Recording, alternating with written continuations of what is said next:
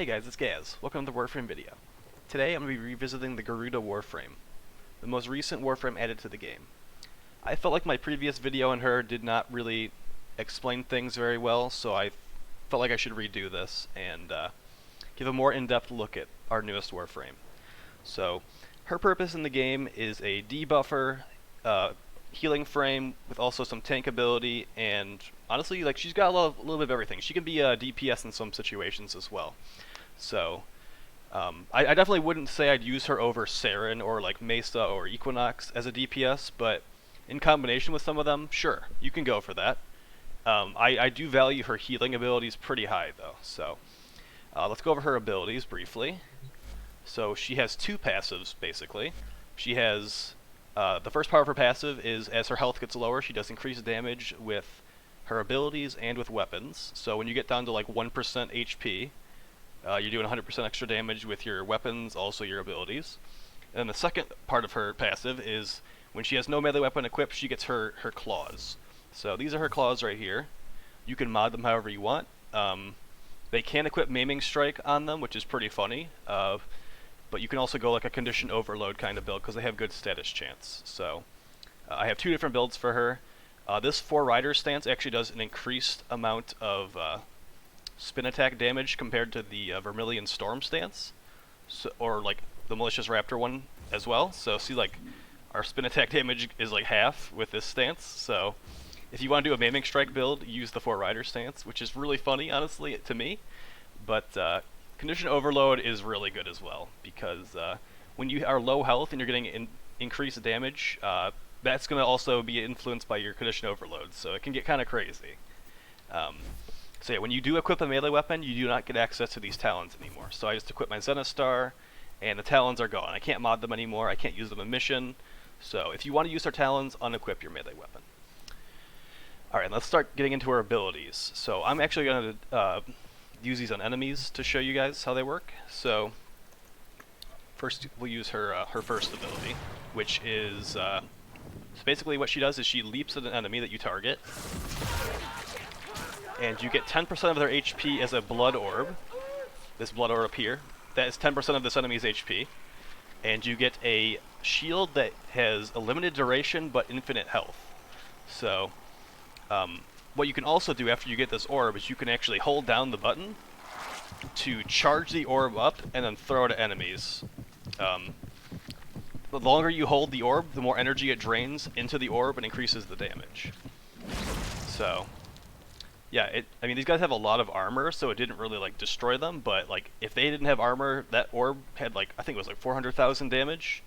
That would have toasted them, honestly. So you can refresh the duration of this the shield by recasting the ability. So at the base duration at max rank is 20 seconds, so it's down to like 11 seconds right now. I can leap at this guy, and it goes back to 20. So you can use that in combat to like constantly have a shield up, which is really nice. Some other things about this is the shield. If you walk through an enemy, it does a stagger on them. If you roll with the shield up, it actually ragdolls the enemies away from your shield. So there's some minor crowd control in there. It's honestly just more annoying, to be honest, most of the time. Also, if you are to charge up your orb mid-air, you actually hover in the air slightly, which I don't really like. I honestly feel like it kills the momentum, and it's not really about my playstyle, but hey, like, it lets you aim the orb better, so that's pretty cool for some people. I've talked to a lot of people that do like the hovering mechanic of charging the abilities midair. So we'll get into her second ability. So what her second ability is it's called Blood Altar, which is an awesome name, by the way. And what it does is you target an enemy with it, and you charge at them and turn them into like a healing pylon. So this red ring right here, that is an area of healing for you and your teammates, also your companions. So if I had a cat that was low health in here, the cat would be getting healed by this Blood Altar area. You can have 3 Blood Altars up at the same time, and they do stack. So if you have 3 of them on top of each other, you're getting triple the healing you normally would. So it also does scale. Like there's a percentage-based situation going on here. So when I get to like close to my max health, the healing starts to slow down. So see, like, that last point of 300 took like a couple seconds to to heal. So the higher your health gets, the slower it's going to heal you, because it's going off a percentage of your missing health. There's an equation. It's like it takes the enemy's health and your health into account, but basically just remember that the higher your health is, the slower your healing is going to be. But that shouldn't be too big of an issue most of the time. And her third ability, oh yeah, a couple other things about the second ability. So you dash at an enemy, they become a blood altar. You can actually look at the enemy and press the button again to make them drop out of the blood altar. They do take damage while they are on the spikes. So if I was to shoot this guy a bunch, if I deactivated it, he would take some. It's like kind of like the Nidus Link, where they take a bunch of the damage that they were storing up, like as they were on the invincibility state. So yeah, her third ability is super simple. So what her third ability does is you basically lose half of your health, and you get like 25% of your energy at base. So I was at 300 health, now I'm at 150 health, and you cannot go below 2 health with this ability. So see, I'm at 2 health, and I got my full passive bonus right here, 100% damage, bonus damage to my weapons and my abilities. So that's what here's the combination you do. You use your third ability to get a bunch of energy, and then you use your 2 ability, the Blood Altar, to heal back up. Then you can just be using your 3 to get your energy back while you're getting healed. And it's like you have basically infinite energy if you use her 2 and her 3 together, which is really awesome. That's one of my favorite things about her, honestly, is how she's like really self-sufficient with her energy and her health. So that's basically all you need to know about the third ability. There's a couple other little things, but it's not a very complicated ability. Her fourth ability, on the other hand, is very complicated. So what her fourth ability does is basically you can tap it to just like, in an area you shoot a bunch of spikes in the target. Like this is the reticle right here, this red ring. In that area I will shoot some talons out that will cause slash procs and damage. It hits every enemy in the reticle, but there's a second part to it as well. Oh, by the way, you can do like backflips and stuff while you're in here. Oops. So if you hit enemies in that area with your talons, they are prone to slash procs from all types of damage while that's up. So I shot that guy with my Garuda. He took guaranteed slash procs. Let's actually spawn some new enemies, because those guys were basically dead anyway. Also, a minor thing about the one I didn't mention, you actually get an execute on enemies at 40% health if you dive at them with it. So we're going to use the fourth ability, and we hit all the enemies in this area, and this icon above their head, they take slash damage from my bullets if I shoot them. It also works with, like, if you were to charge your blood orb from the first ability, you can actually get some crazy slash proc numbers with the blood orb. So, see? It's taken like, look like 4,800 damage there as slash procs. So it's really nice. That ability is not affected by range at all. It actually has a 60-meter range, so we could probably hit those guys from over here with our 4. That's 63. Let's move slightly forward. Alright.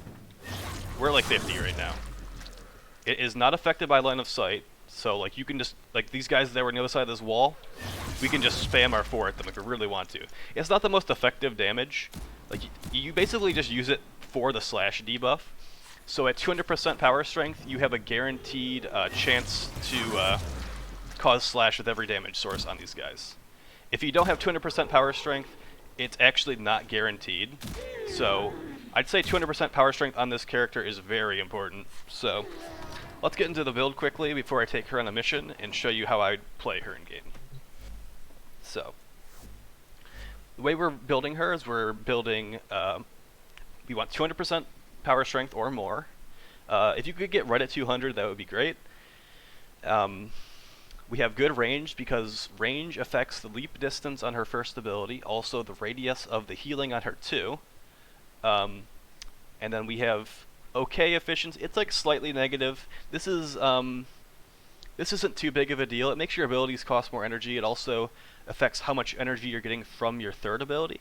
So it goes from 25% to 22% with this 90% efficiency with a rank 7 blind rage and a streamline. And her duration's only at 100. So I normally put prime continuity on like every build I have. But the thing about her is the base duration on her abilities are actually really good. We have 20 seconds of base duration on our first ability, and you can refresh it whenever you have an enemy you can leap at. Also, you have 20 seconds base duration on her second ability, so, and you can also like refresh that just by diving another enemy. The only thing that you might want duration for is having a longer slash like debuff on your fourth ability. So, but with this build we have 10 seconds of the debuff duration, and I've found that to honestly be just great. A couple issues that people do have with her is the animation speed for her abilities are very long. So what we have is we have speed drift here, which gives us increased casting speed. If you didn't find this to be enough increased casting speed, there is natural talent. But I honestly wanted to have just more range, because having the really far leap distance for me is very valuable. And you lose a ton of leap distance if you were to take off Augur, Reach, or Stretch and put on a natural talent instead. So, alternatively, you could put like Cunning Drift up here, but I found this build to be the best, and I've tried a lot of builds with her. You might have noticed in my old video I was using Rolling Guard in this slot. I'm using Adaptation now because with the combination of Quick Thinking and Adaptation, you are super tanky. Like, the enemies are not going to kill you if you're playing the game correctly. Which hopefully you are if you're playing this character, because you cannot really be lazy with her. She's one of the frames that you can't like play her like Saren, where you just like, you push pressure 4, you put spores on guys, they all just die. You need to be like constantly using your abilities, you need to be constantly moving. She's not just like some lazy frame like some other characters are. She has a very active play style. So we're also using Quick Thinking. So like I pointed out earlier, we have basically infinite energy with our 2 and our 3 combination. So what this does is it basically turns our energy into our health bar. So as they are damaging us, we're getting down to low health, and then we start dipping into our energy pool as our secondary health bar, and that's giving us our passive. We're getting increased damage, and then we have energy regeneration if we're healing from our 2 and our 3. So honestly, this all just works out to be a really good build. If you don't have Umbral Intensify, you can actually put Normal Intensify on, and you'll still have 200% power strength with a rank 7 Blind Rage. So that will still give you your 100% slash debuff on your fourth ability. So this build's been working out really good, guys. If you were to max out these mods, you'd only need to put one more dash polarity on for your stretch mod, and that should work out pretty good. I wouldn't say to rank out or max out the Blind Rage anymore, because when you get the really low efficiency, that's when your 3 starts giving you basically no energy per cast. So yeah, this is she's honestly like really good. I'm happy that they sped up her casting animations with casting speed mods, and yeah, I can definitely recommend her to people now. Is she an essential frame? I'm gonna say no. She's kind of like in the same boat as like Gara and Korra and like Revenant and some of the other newer frames. Like, you don't need them at all. Unlike frames like Saren or like Haro or Trinity, like those frames, I'd say every player needs to have them. Like, they're super important. You can do Eidolon hunts with them. You can do all this stuff. Oh man, I don't know if we want to do Ambulus. I guess we could do Ambulus. This should be interesting. What weapons do I have equipped? Let's try this out. She's an okay frame. Like, she's on like the high end of goodness, but she's not like required. So yeah. You're nothing if not predictable. So we're gonna use our 3 to get our energy, and then when we find an enemy, we're gonna dive at them. Now we have an area where we can just start refreshing our energy constantly. As an investor, I must say I don't approve. And then we don't have a melee weapon equipped currently, so we actually are getting our claws. Those are the queen's braids. What are they up So I'm to? full energy. If the enemies were to shoot me right now, and I was like going to like 2 health, they'd start draining my energy bar. So see, he's doing basically no damage to me, Frequency has changed. You're onto because something. with Quick Thinking, you actually have 240% efficiency on your energy bar, which is really nice. Like, that gives you a ton of extra health. And with Adaptation going, we also have 90% damage reduction on our energy bar as our health bar.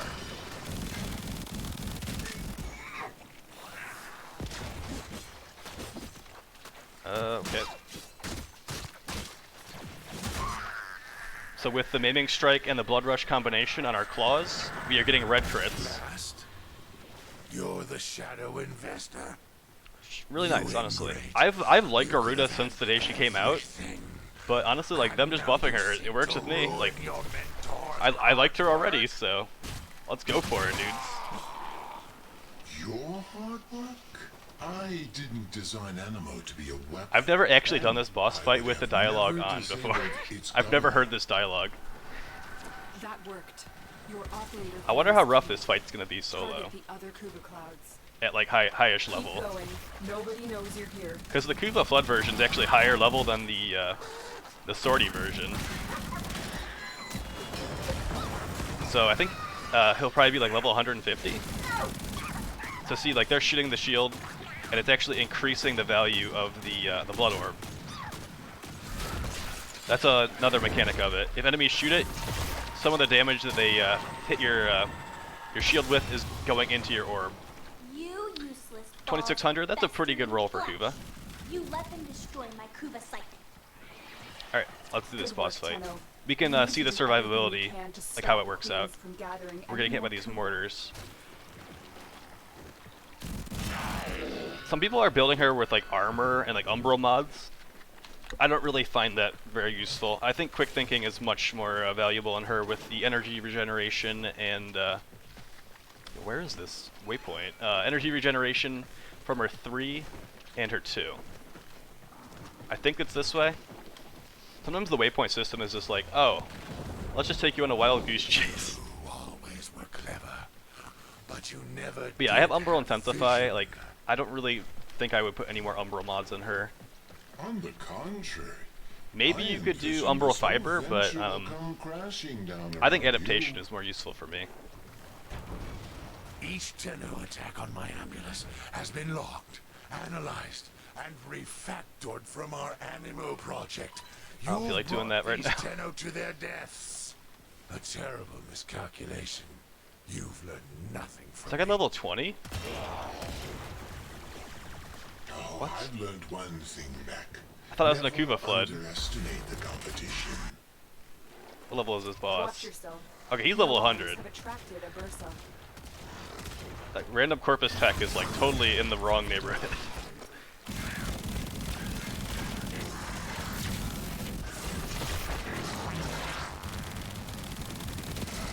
Okay. Quick, hack that disabled ambulance and upload this protocol.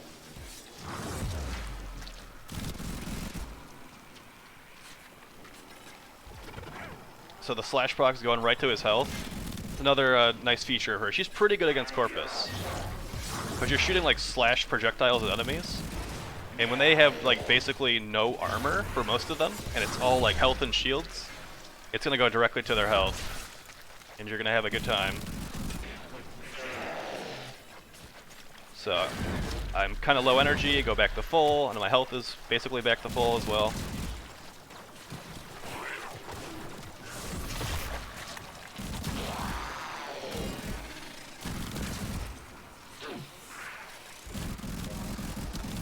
Also guys, I have some ideas for new videos. I actually had some people Dropship response ask for times videos of my are Zaws, second to so I might do a none. video with like a bunch of my Ensuring prompt Zaws, like delivery just like a is display of them. critical Because I have 10 different Zaws, so I'm probably gonna do one just showing all of them off and why I built them a certain way.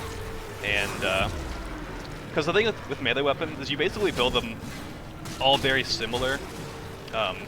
It's basically, as far as Zaws are concerned, it's gonna be like a condition overload. Blood Rush combination.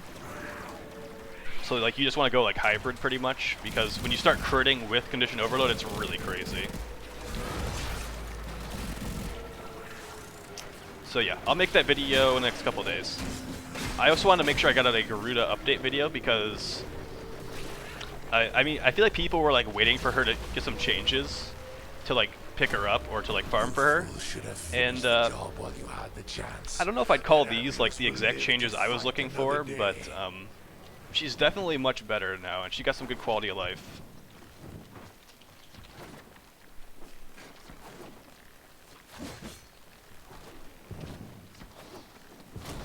Like increasing her casting speed is definitely nice, but I feel like Natural talent is a bit of overkill, if you ask me. See if this works on him. He does get the marker.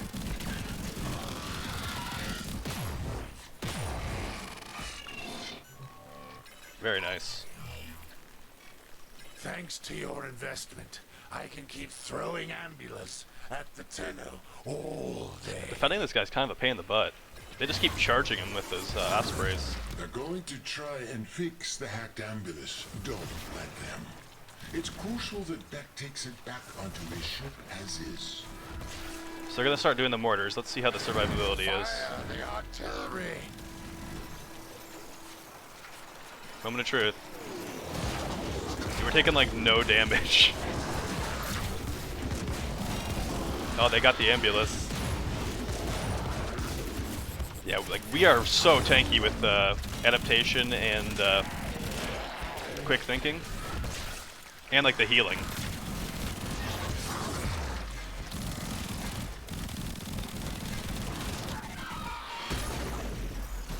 And that thing's getting a ton of slash procs. Here comes the dropship with a special delivery. I haven't felt this good. Also, if you have the since Magus they Elevate built Arcane, my larynx. you can actually just like not even bother with her 3 and just heal yourself by jumping back and forth between your Tenno and your Warframe. That's not something that a lot of people have access to, but I thought I'd mention it because I do use that, but I'm not really using it that much right now. I think I get to use it like for the first time there.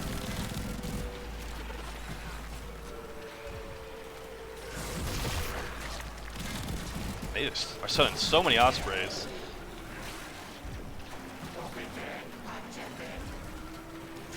If you guys have any ideas for videos you would like to see from me, I know that you guys gave me some suggestions in my last video, and I really do appreciate that. But if you have any other suggestions, go for it.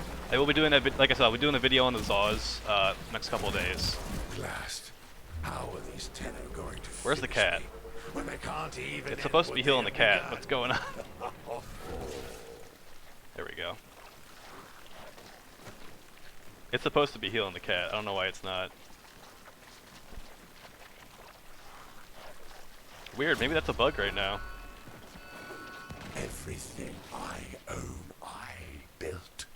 Worked my way to the top. So this is gonna be a long video. I might need to find a way to edit this because this is taking a long time. You create nothing. You earn nothing. You deserve nothing. If I can like speed this up, that would be great. I've actually never done a Kuba Flood for this mission because I always find it very long, but I didn't want to just like test against or like display her abilities against low-level enemies because that's not what you guys watch the channel for, I feel like. Looking for high-end stuff here. Someone retrieve that ambulance model before auto-destruction kicks in. She can be refurbished. Yeah, so Fire artillery. Wow. Scatter those stainless this is a really steel long fight, huh? arms. This might be like a 20-minute video, dudes.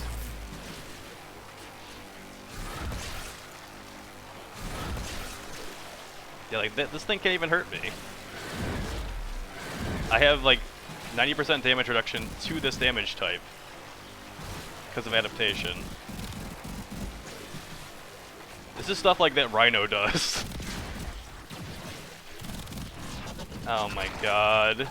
You know what? I'm about to like leave this mission. You know, we are going to leave the mission. It's been going on long enough, guys. I think that we've displayed that Garuda can take these enemies head on. I just don't want to deal with that boss fight anymore. So yeah, thanks for watching the video. Hopefully this was useful to you. If you have any questions or suggestions for videos, please put them in the comments down below and I will check them out. I will see you next video. Please like, favorite, subscribe, share, all that stuff. Whatever you want to do. And thank you so much for checking out the channel, guys. Peace.